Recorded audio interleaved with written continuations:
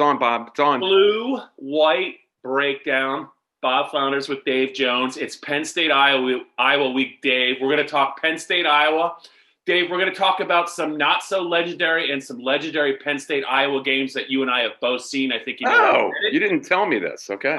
Yeah, that's what I like to do. We're going to discuss Penn State's quarterback quandary, what Iowa has been up to. Iowa's quarterback quandary. Yeah, and Dave, let's just lead with this, even though it's not Penn State related. Maryland, Michigan State's off because of COVID. They just announced. I wondered. I had not heard that. 20 minutes ago, Brett McMaster had it, and McMurphy. What is his name?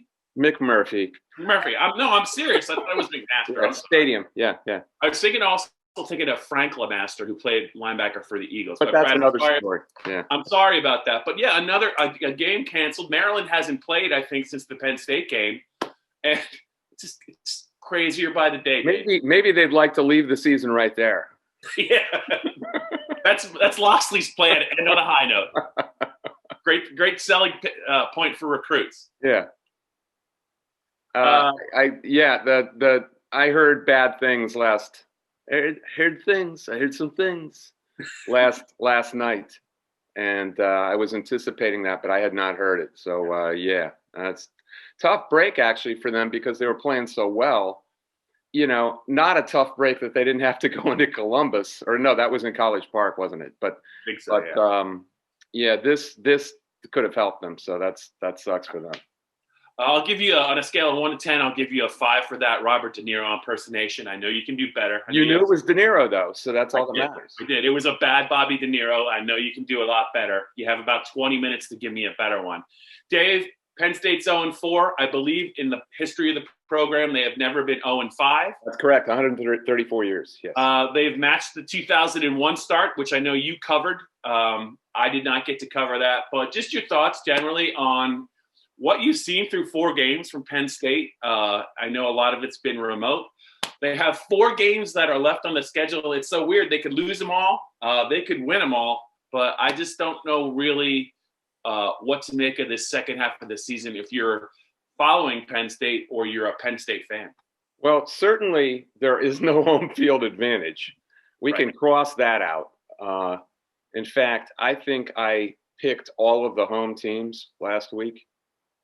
Except for Nebraska. The only one I got right was Penn State, and all the other ones lost. There really is no home field advantage. I think you can credit Maryland and Indiana programs, Rutgers, that have traditionally not had any home following at all. Right. All of a sudden, they're almost playing on even ground with the Penn States, Ohio States, Michigans. I really think this season is an outlier. I think other than Sean Clifford, who should have been better, I think we all agree on that, and he just flat out missed some passes. I don't blame a lot of it on Kirk Shiraka because I think coming in, he had certain givens that all of a sudden weren't givens. You thought the offensive line would be better, and you thought Clifford would be better. Right. And he hasn't really had any time without the practice time to work with anybody. So I don't know how you can expect him to do wonders. And frankly, last week, I thought we saw some answers in the offense. To me, the real problem has been the defense. And it's a problem that they've never had in these Iowa games. I mean, the defense has really shown up against Iowa. James Franklin under a lot of fire, and it's funny. You're hearing. What are you hearing about from fans about Frank? Right. Yeah. How safe are the jobs of James, Brent Pry, and Shiraka? Well, they fired Shiraka after 4 games. It's funny that this would come up this week because James Franklin's never lost to Iowa. He's 4-0 against Iowa, and a lot of tough games, a lot of close games. The 16 game was a blowout. Did we hear this when Joe Paterno was going? What was he, 2-100 against Kirk Ferentz? I mean, he had some. He had a little about bit of 2-8 against Ferentz, 2-7, something like that. Yeah, I I consider the season an outlier. I do in a lot of ways. Other than Ohio State, which is so talented that it really doesn't matter. Everything's been turned upside down, and I don't consider it a legitimate season in any way. But frankly, they don't look very good. But who looks worse? Right. Who looks worse right now than Penn State? Right. Michigan. Michigan. That looks like a complete train wreck, like nobody wants to play. Would you take Michigan's situation or Penn State's right now? I would answer that question in about a week when they play. That's a good answer, actually. That's a very good answer. So Dave, if the hypothetical, if Penn State finishes the regular season 1-7, are you still going to stick to your outlier and hey, it's a unique season? As far as Franklin? Penn State, yeah, depending on how they finish. Yes, I do. When a season gets like this and it's sideways and everyone is afraid of COVID right now, I mean, anyone with a brain, right? Yeah, that includes the players. It includes the players and worrying about their parents, worrying about everything. Yeah, I just don't consider this a legitimate season. I question whether we should even be going on with it. There's a lot bigger stuff to worry about right now than football. Certainly basketball. I can't even believe they're talking. We talked before we went on. I mean, I can't even believe they're talking about starting a basketball season. It's insanity. Need a vaccine, and I think had they waited until spring, we'd have a lot of better answers than we have right now. But of course, Urban Meyer knows everything. Urban said that can't have a spring football season. No, that's no good. Dave, one of the reasons you're right. Penn State, when they played Iowa, they've played very well, and they've won a lot of they've won some close games. That 2017 game is still one of my favorite games. Just the Barkley performance and the last play of the game. Trace McSorley, after having a horrible game, I mean, really came through on the last drive. That's Trace McSorley in a nutshell. Right. Jawan Johnson. Yeah. His only moment at Penn State. His crowning achievement. Yeah. I guess he's doing Justin Shorter and Jawan Johnson, probably the two stories of the wide receiver group in the last few years where they just haven't developed, and those guys have gone other places. And Jawan had a pretty good season last season at Oregon. Is he in the NFL? Where is he? He might be on a practice squad. Yeah, he's somewhere on a roster, right? Yeah. And Shorter's down at Florida having a pretty good season. Had a touchdown catch. So that's part of the story here too. But I think this game is about the defensive front. They're clearly going to pack the box. Do we want to talk about that yet, or do you want to introduce that? I just wanted to say one more thing about that 2017 game. Okay. That was other than you mentioned the Notre Dame Penn State game in 2006 and the press box being soupy. At kickoff for that Penn State-Iowa game, it felt like it was about 98 degrees in that stadium. It was hot. I don't remember that. Is that right? It was hot. Yeah, really? Oh yeah, it was real hot. Pickle's somewhere listening in on this podcast. I guarantee you he's nodding his head right now in agreement. It was really hot. Anyway. One of my original the sports writers are uncomfortable. What I was getting at with Iowa, and it probably leads into what you're going to say about your analysis. I think one of the reasons why Penn State has fared so well against Iowa is Iowa's not a tricky team on offense. No, and Brent Pry's defense, which has all kinds of trouble adjusting at the start of there's nothing to adjust to. And they're just gonna come out and try and sledgehammer you. The quarterback's is gonna do a couple of things, but he's not really mobile, and it's not a lot of chicanery. You like that word? That's a Nick Horvath word. I just think that I think Penn State knows what's coming, and I think that's why they always kind of can hang chicanery. Is that like tomfoolery? It's not quite the same. Yeah. All right. No, and especially in this game. I can't even fathom what Iowa would do to try to deceive Penn State in this game because their quarterback has not been good.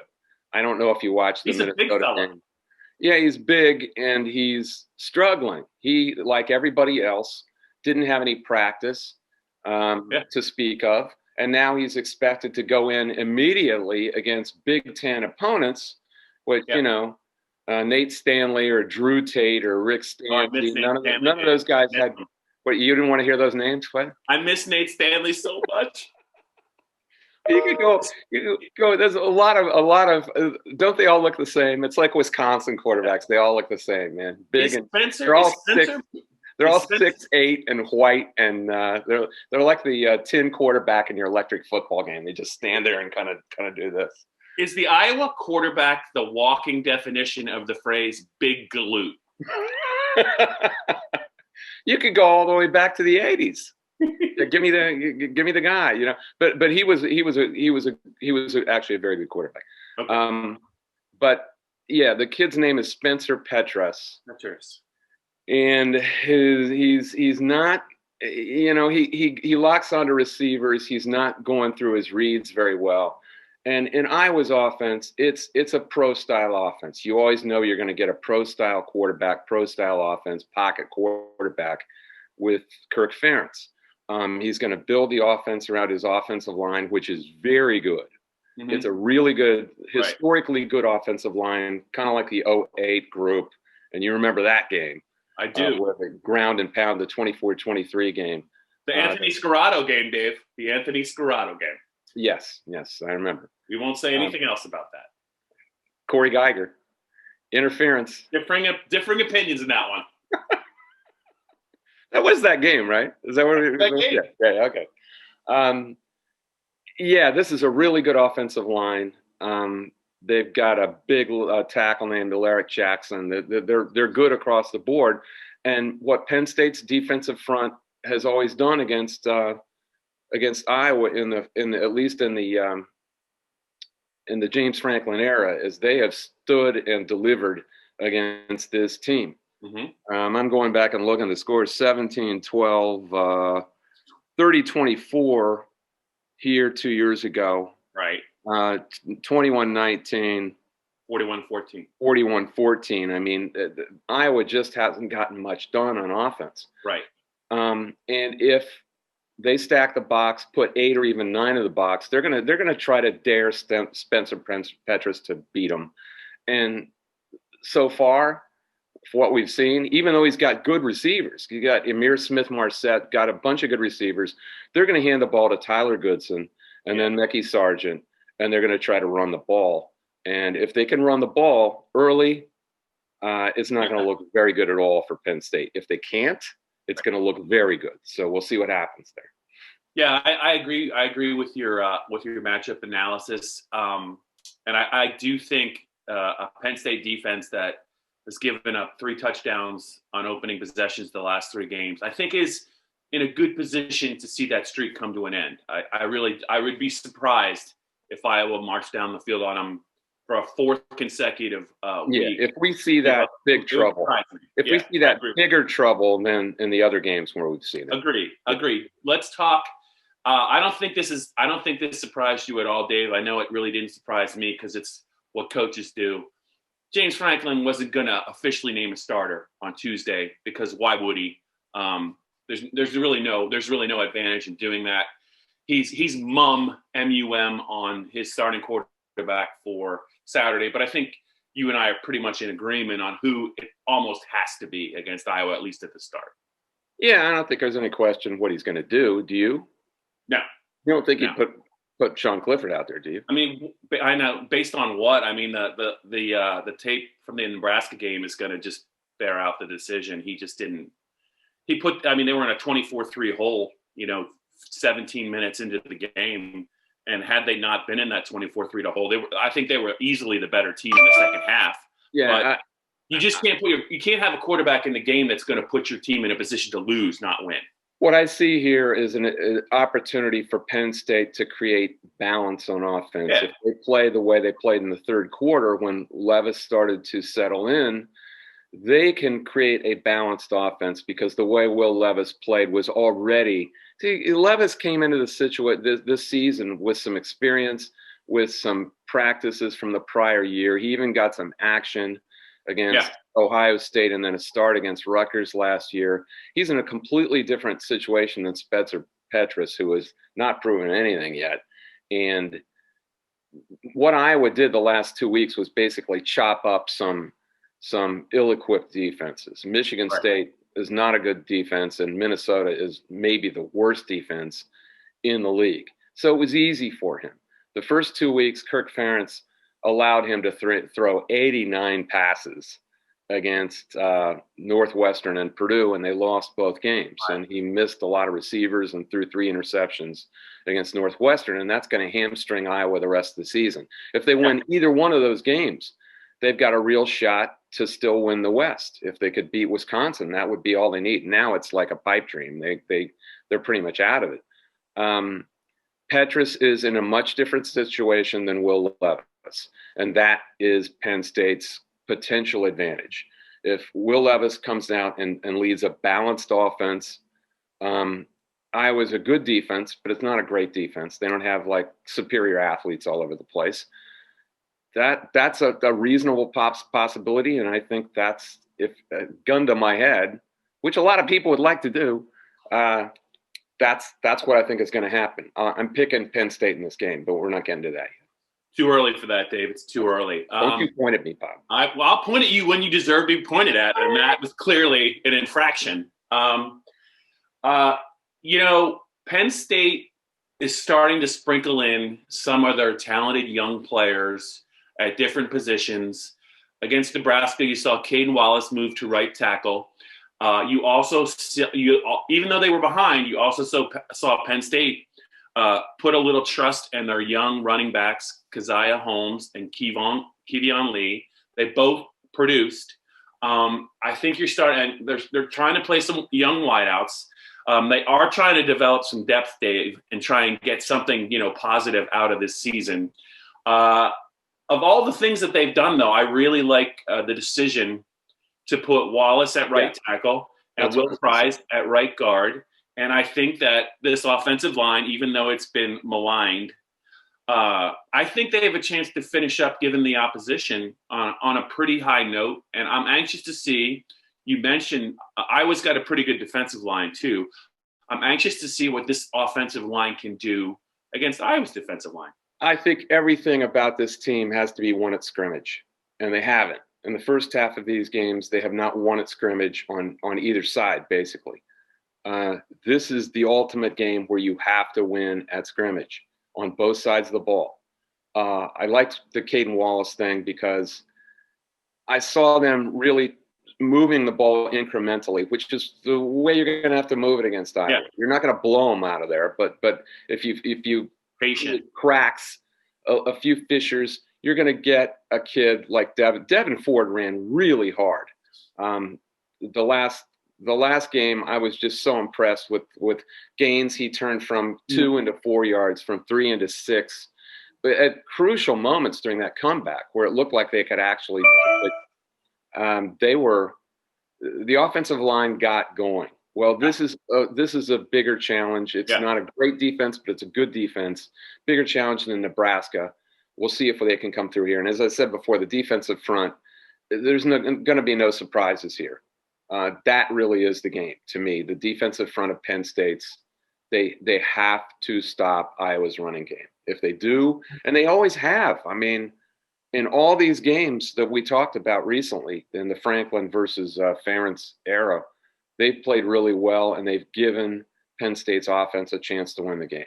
And that's you can talk about the new young skill players all you want, but that really is the game, and that's all of the game. Yeah. This is, and further, when you talk about the rest of the season, I think everything hinges on this game. It's like Paul Newman in The Verdict. This is the case. There's no other case. This is the case. I like that movie. Great movie. It's my favorite movie of all time. Yes. Okay. All right. It's an incredible movie. Yeah. All right. Do you have to try and do better than the De Niro impersonation? Do you have a Paul Newman impersonation you want to throw at me? No. He's not an easy guy to. No. Does anyone do Paul Newman? How about Christopher Walken? I know you can do him. All right. It's got to be. When I talk about Penn State, it's the essence of them, and you know what I mean, Bob. This is the blue-white breakdown. Dave Jones and Bob Flounders. A couple of points before we get to our predictions. Unfortunately, we will not have a blue-white breakdown after. We've decided this. The Iowa game. It's just it's going to be impossible because of the stadium the requirements at the stadium. We will not have one of our regulars involved this weekend, so there'll be no blue-white breakdown. I wanted to let the fans know. Why don't you just tell them really why? Greg Pickle decided to go to a wedding. Pickle's unavailable. Pickle's unavailable. He decided to go to a wedding during the season. He's going to be about 39 beers deep, and we're not going to be able to talk about not being a team player. I mean, it's awful. Would Nick Horvath have ever allowed this? One of the principals in the football team to go to a wedding. Well, the season. I love the fact that you did that, Dave, because the only Penn State game I ever missed. Was a wedding? It was 2002. I was at a wedding. I was already committed to first year. You did that your first year? Dave, it was the Penn State-Iowa game. It was that overtime game. Brad Banks. Yeah. And Joe Chase and the referee. Wow. The overtime game. Dave, I know that you've seen – incredible game. You've seen a really good Penn State-Iowa game at Beaver Stadium. You've also seen two lousy. They're all memorable, aren't they? I mean, the 42-35 game. I could go back to the 01 game, which was Ferentz's first, or was it 2000? 2000 was Ferentz's first year, and it was a big upset when he didn't have anything going there. 26-23 or something like that? Yeah, it was. That was 96. It was 2000, I think, was his first year, and it was the leftovers of Hayden Fry, which when he stayed too long. So that was huge. And then the 02 game was legendary, which was I think they were up. Wasn't Iowa up 24-0? Yeah. And Zach Mills led the comeback, and then it ended with the overtime with the one questionable call over on the pylon, and Joe. There was impact from that game because Joe chasing the referee off the field. Wasn't it Dick Honig? Right? Dick Honig, yeah. I wasn't there, coming back from me. I can't remember what I had to eat yesterday, but I can remember Dick Honig. Who knows? That had huge impact on replay being instituted in college football. It got going because of that. Then you've got the Michigan game. Then you got the 04 6-4 game. I mean, yeah. I went back to look at how many college games had 4 in the score. I mean, it's infinitesimal. It's almost impossible to do. It's almost as hard as getting 1, which is possible. Did you know that? You can get 1 in a football game. Yes, you've lectured me on this before. It's never happened, but it is possible. And then the 08 game, that was the Ricky Stanzi game where he played really well and they kicked the field goal at the end, and Darryl Clark was not himself from the concussion 2 weeks before against Ohio State, which ruined their chances of actually being in the BCS National Championship. Getting wiped out by somebody in the BCS National Which would have happened. Yes, probably. Considering what happened in the Rose Bowl against USC. Hi, Kaiser. There Kaiser he is. Look at that good dog. He wants into the conversation. Hey, let him in. All right, Dave. We're at the time of the podcast where we make our picks, give our thoughts. You've already tipped your hand, but go ahead. How do you see it playing out? I've got Penn State 25-17. I think James Franklin goes for 2 in an inexplicable reason in the second quarter. I'm going to say that Penn State's defense delivers here, and we've seen no evidence of it in the first half. They're going to have to use their own energy. There's not going to be any fan energy. There's not going to be any Will Levis energy this time. They're going to have to decide they want to play. So I'm going to say they decide they want to play. And I think the quarterback advantage is with Penn State, 25-17 Penn State. And they cover. Yeah. For the first time this year. They're 0-4 against the spread, I believe. We should mention the line went from Penn State -3 to Iowa -2.5. I saw it as a pick 'em, and then it opened it. Then it went to 2.5. But maybe you saw 3. It depends on what offshore account you're using, Dave. When you're absconding funds. Well, 5.5 is an amazing swing, isn't it? Yeah. Do you ever see anything bigger than that? Well, the Penn State Maryland line moved like 4 points on game day up to 27.5, which is still astounding to me. It's the wrong way. It lost by that many points. That was the worst line I've seen this year. Dave, I see the game almost the same way you do for a lot of the same reasons. I think Penn State's defense knows what it has to do against Iowa. I don't think they're going to get fooled. James is talking about scripting plays early in the game to fool the defense. That may or may not be true, but I just think Iowa is going to try and do exactly what they've done in large part the last 2 games, and I think Penn State's going to be better prepared. I'm going to say 22-20 Penn State. That's how I picked it.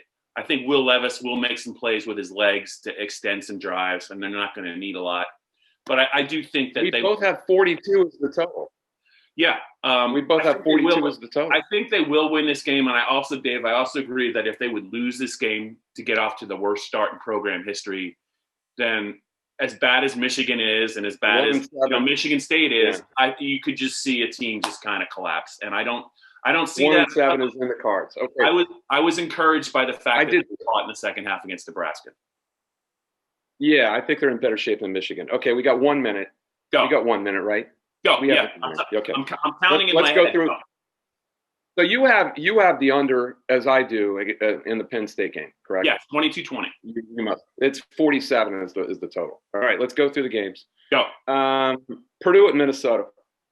Purdue. I did so badly last week. I was 1-5 after 4-2 the first week. I'm just going to pick whatever you say. Oh, now you picked me. Spread, and that's the way I'm going to go. I like Purdue. I'm going to hitch my wagon to you.